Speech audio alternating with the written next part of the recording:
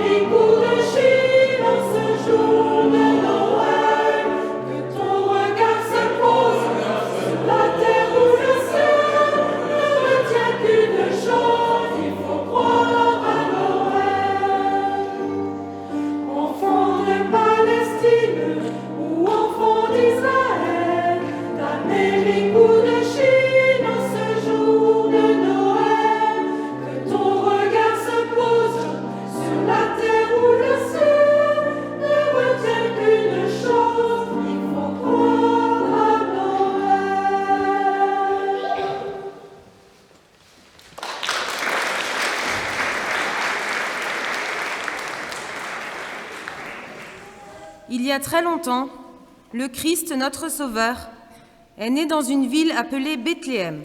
Attends une minute, qu'est-ce que tu es en train de faire? Drôle de question, dis donc. Tu sais quand même que nous jouons notre scénette de Noël ce soir. Regarde autour de toi. L'église est remplie, nos parents sont là aussi. Tu vois, j'ai réfléchi. Et je ne sais pas si je dois croire à l'histoire de Noël. En fait, je ne la connais même pas vraiment. Quoi? Madame ne sait pas si elle doit croire à Noël? C'est pas vrai. Tu sais, quand j'étais jeune, je croyais au Père Noël. Et tu sais ce qu'il en est? Désolée. Bon, peu importe. Je vais te faire revivre l'histoire de Noël, et après ça, tu seras libre d'y croire ou non. Ok. Alors on y va. En ce temps-là, vivait une jeune femme du nom de Marie. Salut Marie! Tu me salues? C'est un début. C'est normal qu'elle s'adresse à moi? Marie vivait dans une ville nommée Nazareth et avait été promise à un homme nommé Joseph. Il en a de la chance. Chut. Un jour, un ange vint lui rendre visite. Tu vois, là, on n'a aucune preuve archéologique d'un ange venu sur Terre pour parler à une fille nommée Marie. Tu as pris un petit déjeuner ce matin? Oui, des céréales, mais je ne vois pas le rapport. Est-ce que tu en as une preuve archéologique? Non. Donc, cet ange s'adressa à Marie. Bénie sois-tu, pleine de grâce, le Seigneur est avec toi. Tu ne trouves pas cette salutation un peu étrange? Je suppose que Marie l'a trouvée tout aussi étrange que toi. Tu as bien vu comme elle est effrayée. Mais l'ange la rassure, tout en lui annonçant que Dieu l'a choisie pour donner au monde son fils, qu'elle appellera Jésus. Élisabeth, ta cousine, aura elle aussi un fils, malgré son âge, car rien n'est impossible à Dieu. C'est incroyable ce qu'on peut faire dans ces cliniques spécialisées. Je te signale quand même que ça s'est passé il y a plus de 2000 ans. Ah oui, pardon. Marie répondit à l'ange. Je suis la servante du Seigneur, qu'il me soit fait selon ta parole. Et l'ange la quitta. Marie partit, elle aussi, rendre visite à sa cousine Élisabeth.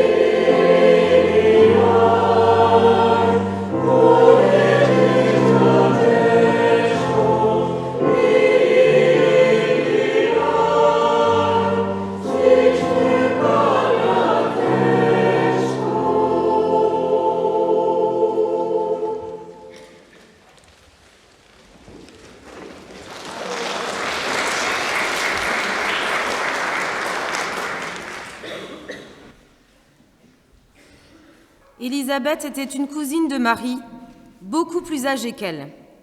Elle était mariée à Zacharie, un homme bon, depuis de très nombreuses années.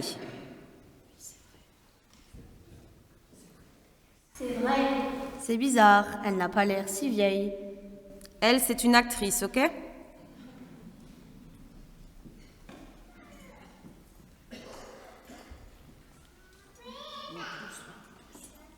Un ange était aussi apparu à l'époux d'Élisabeth, Zacharie, alors qu'il se trouvait dans le temple. C'est quoi un temple? Un genre d'église, mais avant la naissance de Jésus. Ah, d'accord. Oh, c'est le même ange. Tu as l'œil. Et donc, l'ange dit à Zacharie. N'aie pas peur, Zacharie. Il dit toujours la même chose, ton ange. C'est pas pour rien. L'apparition des anges a toujours provoqué des frayeurs. C'est ce que nous disent plusieurs passages de la Bible. Ce ne sont pas des gens comme nous. Tu veux me faire peur? Mais non, je reprends. L'ange annonce donc à Zacharie, un vieil homme, que son épouse donnera naissance à un enfant qui s'appellera Jean. Impossible, je suis un vieil homme, ne m'appelez pas Lucie. Et pour ne pas avoir cru à cette bonne nouvelle, Zacharie restera muet jusqu'à la naissance de l'enfant. Qu'est-ce qui s'est passé avec sa voix? Parti, Une laryngite? le pouvoir de Dieu. Waouh! Tu l'as dit.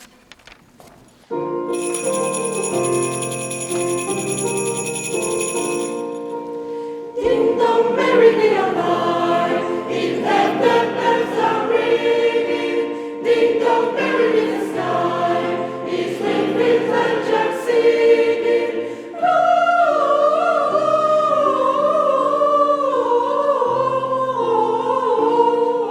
Gloria, Hosanna in excelsis.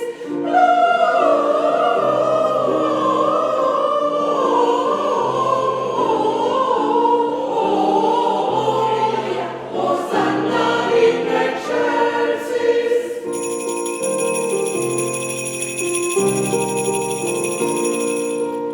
It's a river below, let's sing the Christmas song, and the yo-yo-yo by Christian people song.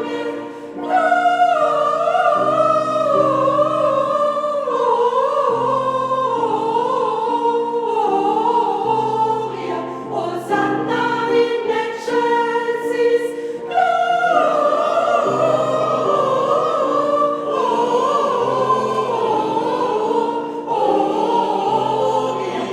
Hosanna in excelsis.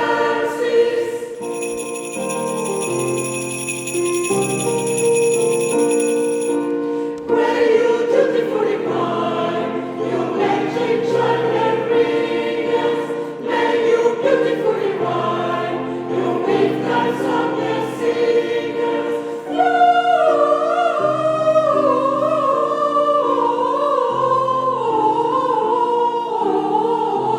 Gloria, Hosanna in excelsis.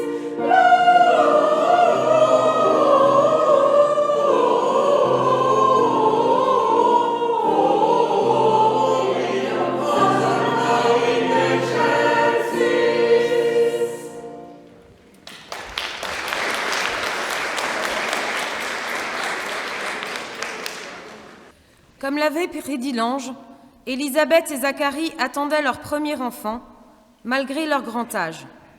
Et Zacharie n'avait toujours pas retrouvé la parole. Oh, Élisabeth, Zacharie! Chère Marie, dès que j'ai entendu ta voix, je crois en toi. Bienheureuse toi qui as cru à la parole de Dieu. Marie restera encore 3 mois avec Élisabeth et Zacharie, puis retournera à Nazareth.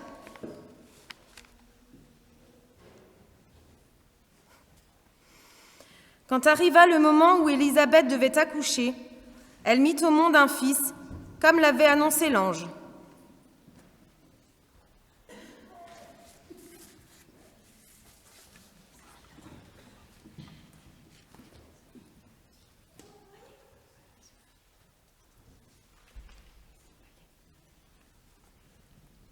Quel est son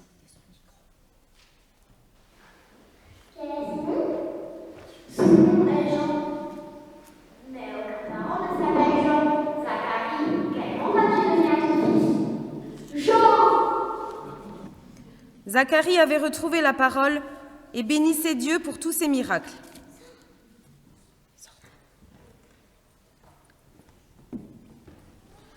Jean grandira et deviendra un homme de Dieu.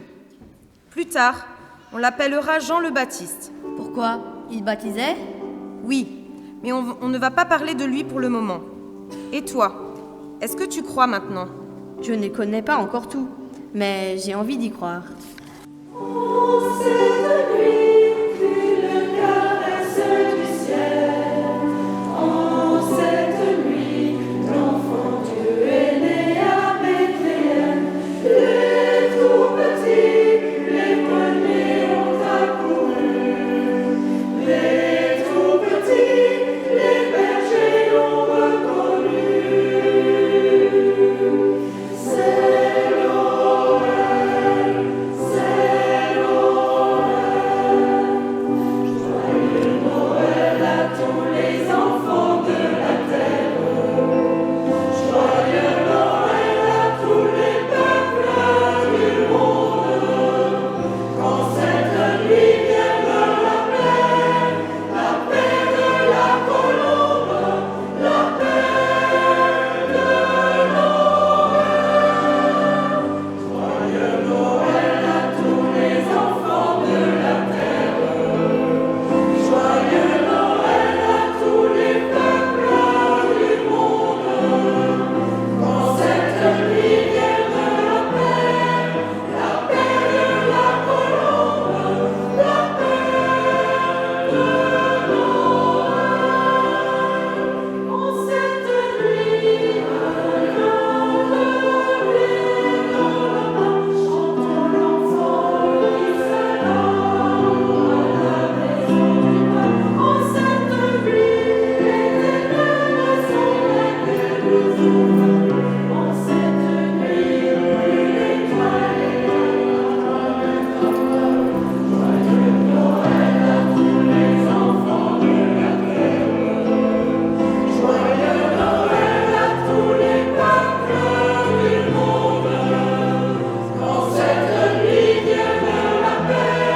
Quand cette nuit vienne la paix de la colombe, la paix de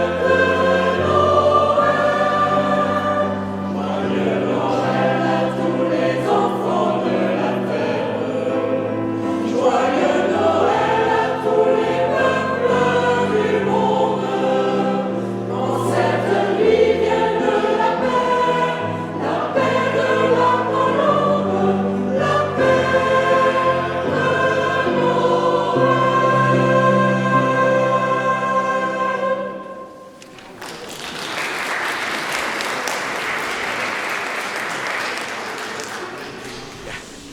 Nous voici revenus à Nazareth. Nous retrouvons Joseph, l'homme destiné à Marie. Il a eu une dure journée. Tout le monde sait maintenant que Marie va avoir un bébé sans être mariée. Aïe! Joseph est un homme bon, mais il n'est pas sûr de vouloir s'engager avec Marie. Oh non! Encore lui? Il n'y a personne d'autre pour faire l'ange? Ben non, on n'a trouvé personne d'autre. Alors, cette nuit-là, l'ange qui lui apparaît en songe lui demande de prendre avec lui Marie, car l'enfant qu'elle porte est le Fils de Dieu.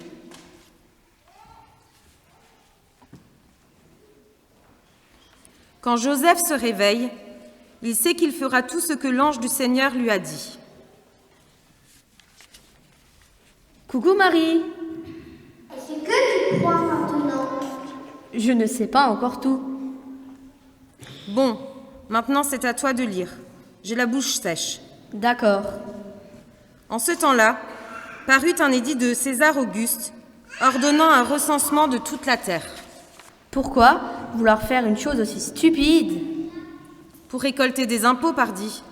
Joseph alla donc avec Marie à Bethléem, en Judée, parce qu'ils étaient de la lignée de David. Pendant qu'ils étaient là, Le temps où Marie devait accoucher arriva, et elle enfanta son fils premier-né. Elle l'emmaillota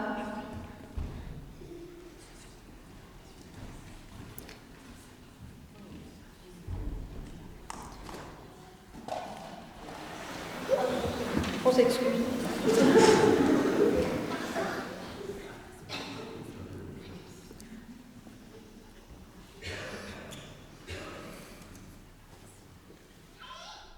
coucha dans une crèche parce qu'il n'y avait pas de place pour eux dans l'hôtellerie. Et voilà, fin de l'histoire. Je crois que j'ai une petite faim.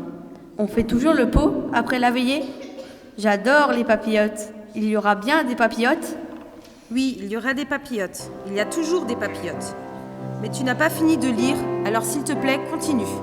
C'est un beau bébé, ce petit Jésus. N'est-ce pas, Marie? Oui, et c'est le Fils de Dieu.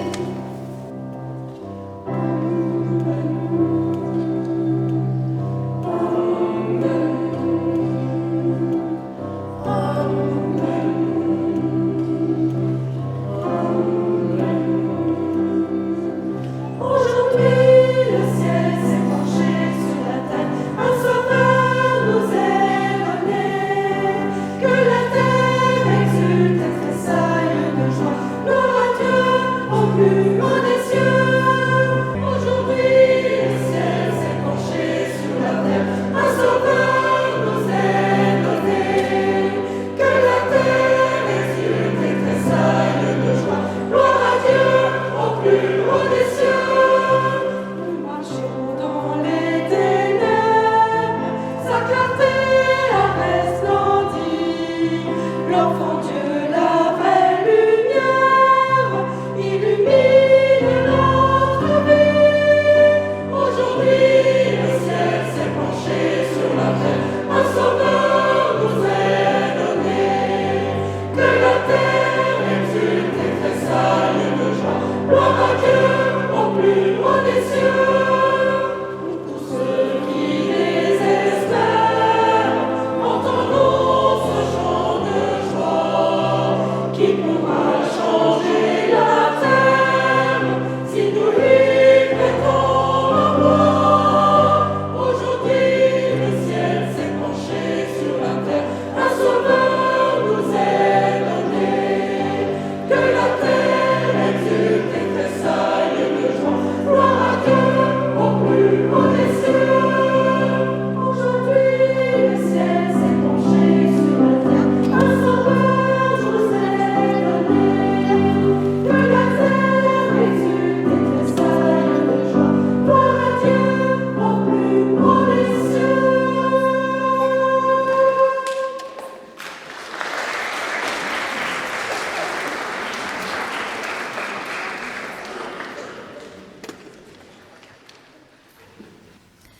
Cette même nuit, des bergers se trouvaient dans un champ à garder leurs troupeaux.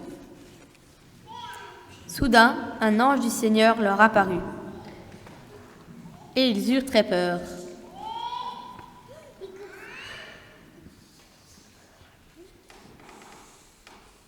Ne me dis pas que, mais si, et je sais même ce qu'il va leur dire.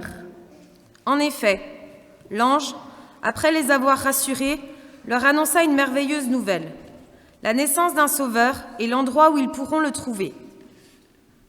Lorsque l'ange les eut quittés, les bergers partirent à la recherche de l'enfant.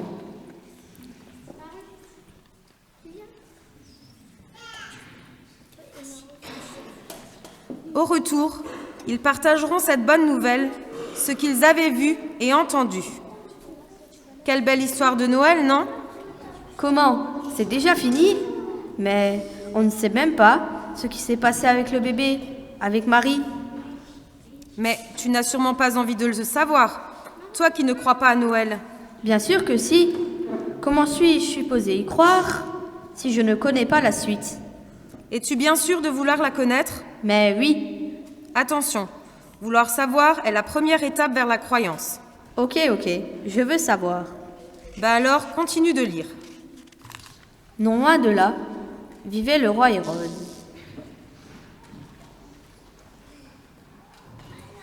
Il était roi de toute la contrée où vivaient Marie et Joseph. Je ne sais pas pourquoi, mais il ne m'inspire pas confiance, celui-là. Ton intuition est bonne.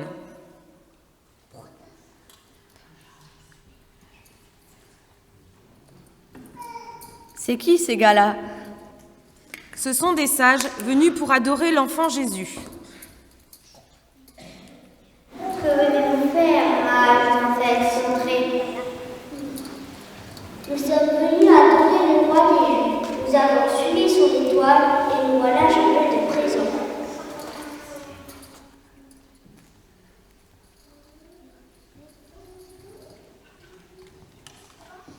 Hérode connaissait les prophéties et savait qu'un Messie devait naître au sein du peuple juif.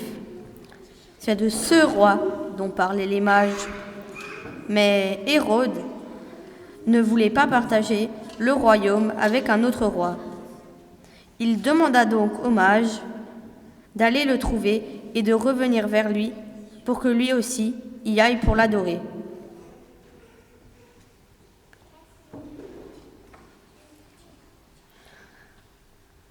Oh, le mytho, je suis sûre qu'il manigance quelque chose. Ne t'en fais pas, Hérode n'aura pas le dernier mot. Les mages, avertis en songe, ne retourneront plus chez Hérode et rentreront chez eux par d'autres chemins. Bien fait. Pas tout à fait. Comment, pas tout à fait? Après le départ des mages, un ange, oui, encore un, apparut à Joseph en songe, lui demandant de fuir en Égypte, car Hérode était à la recherche de l'enfant pour le tuer. Tu vois, je le savais. Marie, Joseph et Jésus restèrent donc dans ce pays jusqu'à la mort d'Hérode. Je suis heureux qu'ils aient eu la vie sauve, tous les trois.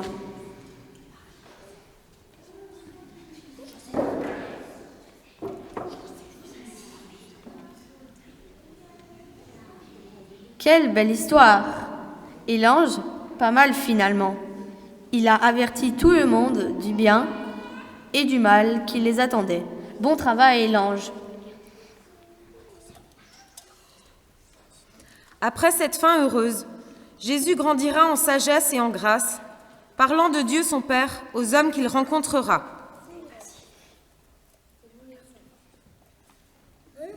Et maintenant, es-tu en mesure de répondre à la question qui t'a été posée ce soir? Dis-nous, est-ce que tu crois maintenant? Oui, maintenant, j'y crois pour de bon. L'histoire de Noël sera pour toujours gravée dans mon cœur. Tu vois, c'est pas si difficile de croire à Noël. Oui, tu as raison. Et maintenant, c'est l'heure du pot? Tu ne perds pas le nord. Il faudra patienter encore quelques minutes. Les enfants vont encore nous chanter leurs chansons.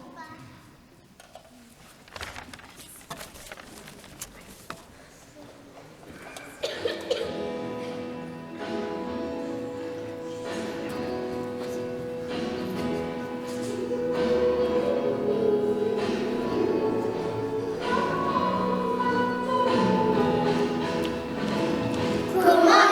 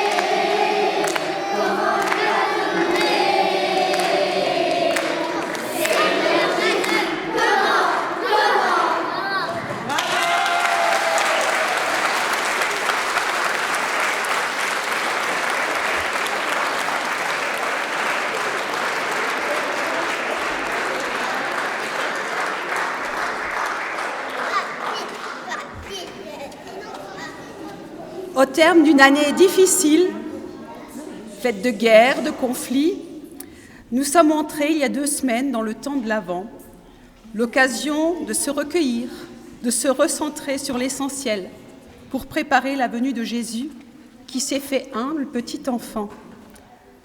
Notre attente est pleine de symboles et de traditions au sens noble du terme, qu'il y a du terme tradere, on transmet quelque chose. Chaque dimanche, nous allumons une bougie posée sur une couronne de sapin, symbole de l'éternité de Dieu, de l'immortalité de l'âme et de la vie éternelle du Christ. La lumière des bougies figure la lumière que représente le Christ dans notre nuit.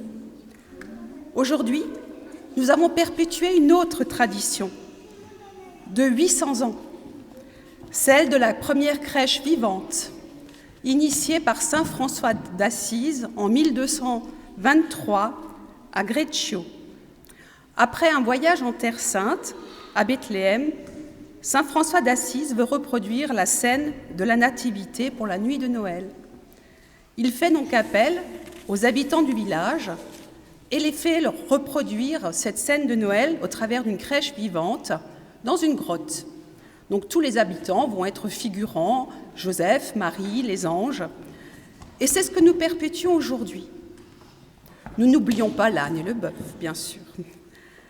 Les habitants du village ont trouvé cela tellement extraordinaire qu'ils l'ont répété tant et tant, que leur enthousiasme a fait des émules, et tout autour, les gens ont commencé à reproduire ces crèches vivantes que nous reproduisons encore aujourd'hui, 800 ans plus tard. Les enfants, ce soir, nous ont permis de perpétuer cette tradition. Ils nous ont permis ce moment de partage. Grand merci à eux. Grand merci aux lectrices. Cette veillée de Noël n'aurait pas le même éclat sans les chants de la chorale.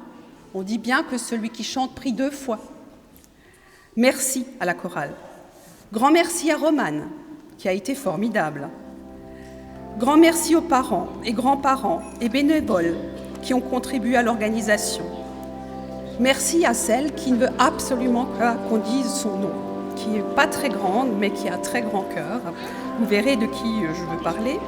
Et grand merci à vous tous de votre présence et de vos dons. Nous vous souhaitons paix, sérénité pour les fêtes et l'année à venir, avec l'espoir de pouvoir préserver cette belle tradition de la veillée de Noël dans notre village. Et à présent, chantons tous ensemble le traditionnel « Douce nuit, sainte nuit » qui illustre si bien cette nuit de Noël où est né notre Sauveur.